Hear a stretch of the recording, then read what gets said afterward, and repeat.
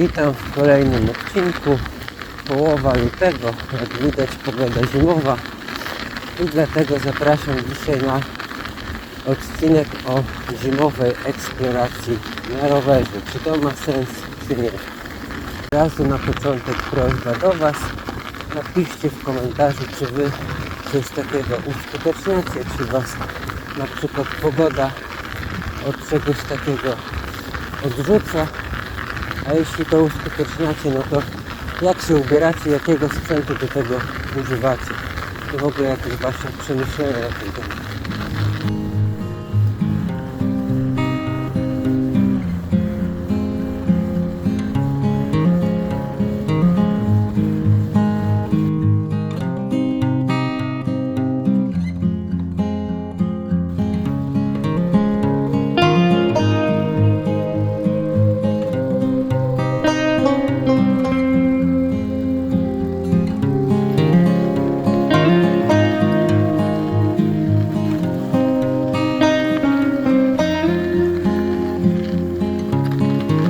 I wjazd do Przemyckiego Parku Krajobrazowego. Myślę, że to będzie dobre miejsce, żeby rozpocząć tą dyskusję.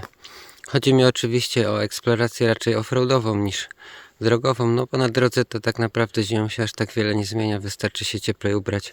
Drogi oczywiście mają pierwszeństwo w odśnieżaniu, w przeciwieństwie do chodników i ścieżek rowerowych, na których śnieg potrafi zalegać do czasu, aż się nie roztopi. Jak dla mnie niewątpliwym plusem jazdy zimą jest to, no, że tych dni ze śniegiem teraz mamy przynajmniej tutaj na południowym zachodzie Wielkopolski kilka, może kilkanaście w roku. No i czegoś takiego przez większość roku się po prostu nie spotyka. Są piękne wschody, zachody słońca, wszystkie ścieżki tak naprawdę wyglądają inaczej. Takim może trochę naciąganym plusem, ale jest na pewno szlifowanie techniki, no bo jeździmy po śniegu, po lodzie. I tutaj te kolejne wyjeżdżone latem są niewidoczne, więc trzeba uważać. No więc to też może się przydać w jeździe latem po piasku, gdzie no, trzeba będzie po prostu kontrować te wszystkie wydmy i inne pułapki.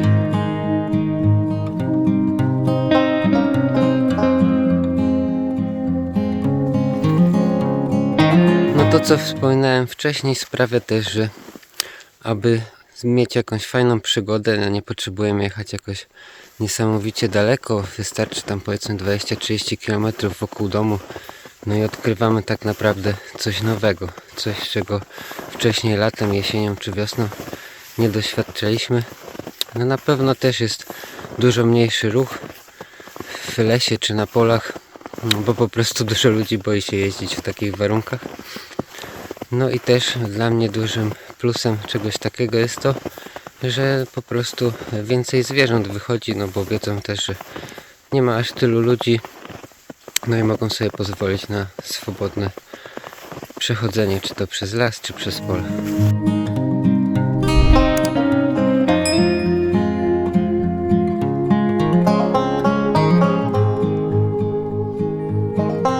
Czyli tak jak widzieliście przed chwilą, spotkałem stado dzików, albo może i nawet dwa, bo się rozdzieliły. Jedne pobiegły w jedną stronę, drugie w drugą. No szczerze mówiąc, nawet nie wiedziałem, że tutaj dziki są. Pierwszy raz w życiu je chyba widzę w tej okolicy. No dobra, ale kolejny plus moim zdaniem, żeby zrobić solidny trening, nie trzeba przejechać zbyt długiego dystansu, no bo jednak jazda w śniegu, szczególnie w puchu, wymaga jednak bardzo dużo mocy włożenia w to, żeby w ogóle jechać, nie mówiąc już o jakichś większych prędkościach. Także no tak jak mówiłem, 20-30 km i można się nieźle ujechać.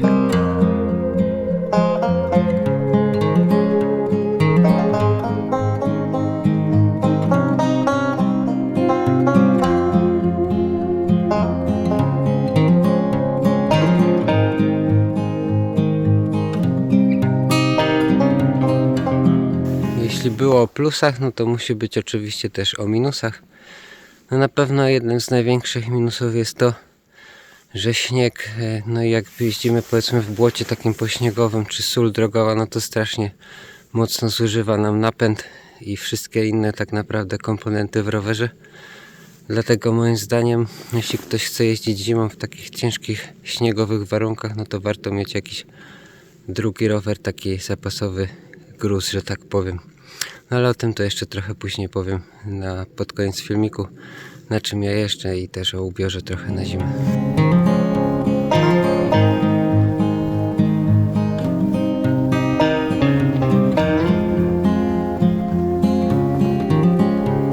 No to co wspominałem w plusach, czyli ćwiczenie techniki, no to też może się niestety źle skończyć, no bo wiadomo, z czasem ten śnieg, jeśli jest uczęszczany przez samochody, ujeżdżany przez samochody, no to on się wyślizga. No i na lodzie, no to chyba żadne opony poza oponami z kolcami nic nie dają. Nie wiem, wypowiedzcie się, jakie są wasze doświadczenia w tym temacie. Czy ktoś w ogóle jeździ z takimi oponami? No one są dosyć drogie i jak ja tu mam kilka dni śniegu w roku, no to jest trochę bezsensowny wydatek, chociaż nie powiem, chciałbym kiedyś tego wypróbować. No tak jak mówiłem, kolejne są zasypane, więc też ciężko wybrać jakąś dobrą, optymalną ścieżkę jazdy. No jest to naprawdę na pewno spore utrudnienie.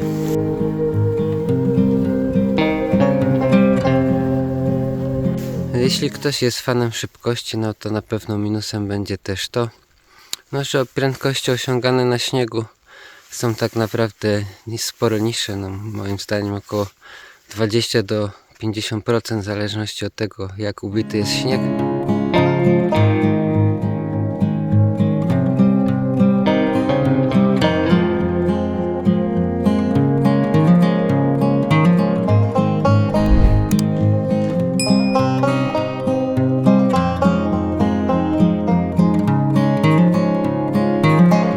Przejechałem zaledwie 11 km, a jak już widzieliście, stado dzików, sarenki, tutaj teraz majestatyczne stado jeleni.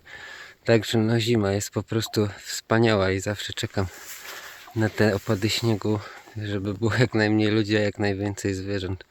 No ale podsumowując tą małą rozkminę o jeździe zimą, no to tak jak widzicie, te plusy z minusami mniej więcej się równoważą. Pewnie o czymś zapomniałem, bo to robię tak sobie na spontanie to wideo. Także proszę też, tak jak mówiłem, o wasze komentarze, co wy myślicie o takiej jeździe zimowej. I tam chciałbym, żeby była jakaś dyskusja na ten temat. A za chwilę jeszcze pokażę, na czym zdecydowałem się jeździć w tym sezonie. W takich no dosyć ciężkich warunkach. No i jak też się ubieram, sobie tutaj za chwilę omówię. Tak jak wcześniej wspominałem, moim zdaniem na zimę najlepiej zrobić sobie jakiegoś gruza, drugi rower. No i tutaj jest ten mój Ludowir Skogerbój, tutaj u góry daję odnośnik do filmu, czym to mniej więcej jest, no tam się trochę pozmieniało, ale dzisiaj bardziej mi chodzi o opony, jakich używam. Z przodu wjechał Mountain King 26 na 2,3, a z tyłu mamy Continentala też, tylko że Cross Kinga 2,2. No tutaj akurat nigdzie nie mam tego, a nie chcę mi się tego szukać, szczerze mówiąc. Napęd teraz jest zmieniony, też był 2/7 na początku, później 2/6, teraz jest 3/9, z tyłu wjechało koło Deore LX. No i o ile po ubitym śniegu on sobie radzi bardzo dobrze, no to w sypkim śniegu jednak ten rower się kopie. Wiadomo, najlepszym rozwiązaniem byłby tutaj fatbike, no ale kolejny rower do kolekcji. W sumie zastanawiam się nad tym, ale zobaczymy. Na razie w tym roku to nie wchodzi w grę. To znaczy, no kopie się, no idzie oczywiście w tym jechać, no ale tak jak mówiłem, nawet o 50% spowalnia to jakby prędkość naszą. Do zimowej jazdy, do ubioru też nie są potrzebne jakieś nie wiadomo jakie kosmiczne ubrania. Na górę jako pierwszą warstwę biorę sobie po prostu koszulkę termoaktywną, na to zakładam zwykłą bluzę kolarską, taką dosyć cienką, żebym tam sobie mógł powkładać jakiś telefon, klucze, bidon, coś do jedzenia, a na to wiatrówkę i to też nie jest jakaś wiatrówka kolarska, tylko zwykła wiatrówka z Decathlonu do biegania. No i to mi wystarczy, żeby było ciepło u góry. Na dole zakładam też termoaktywne spodenki, takie można by to kiedyś powiedzieć kalesony, a na to zimowe spodnie. No to jest jedyny jakby wydatek, który poniosłem do tego, żeby jeździć zimą i zapłaciłem za nie około 150 zł marki szwedzkiej Kraft.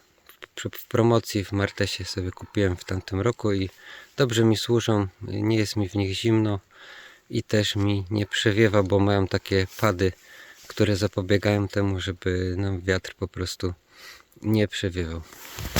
Jeśli chodzi o rękawice, no to oczywiście możemy kupić sobie jakieś specjalne kolarskie rękawice, ale tak naprawdę najprostszym rozwiązaniem są zwykłe rękawice narciarskie, które możemy kupić, nie wiem, 30 do 50 zł. No oczywiście ciężko w nich obsługiwać telefon czy coś i trzeba zdejmować je.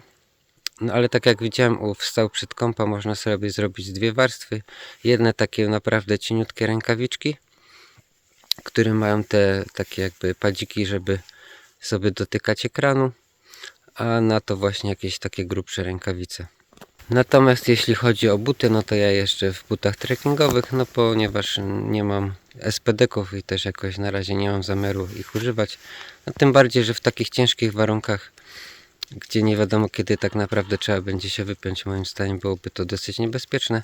Ale jeśli ktoś jeździ w SPD-kach cały rok, no to proszę skomentujcie, jak to wygląda, czy to mam rację, czy nie mam. Czy na zimę na przykład zmieniacie sobie pedały na platformy. I o ile w ręce jest mi dość ciepło w tych rękawicach narciarskich, no tak z nogami przy dłuższych jazdach tam na 3-4 godziny powiedzmy, no to już jest potrzebne moim zdaniem jakieś podgrzewanie. No ja sobie biorę albo wkładki podgrzewane, których test kiedyś robiłem na kanale, no albo są takie ogrzewacze chemiczne i je też do rąk też można sobie kupić.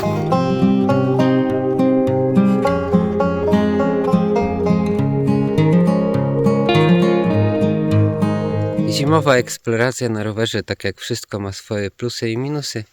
Jednak dla mnie plusem, który przeważa na tym, że nie jestem w stanie zrezygnować z jazdy rowerem w takich warunkach jak dzisiaj, jest to, że no to są naprawdę wyjątkowe warunki pogodowe. Pięknie to wygląda, jak było widać, można spotkać mnóstwo zwierząt nawet na krótkiej przestrzeni. I to jest coś, czego ja szukam w kolarstwie romantyczno-przygodowym, że tak powiem. Napiszcie oczywiście w komentarzu, co wy myślicie na ten temat i dzięki za oglądanie. Do zobaczenia następnym razem.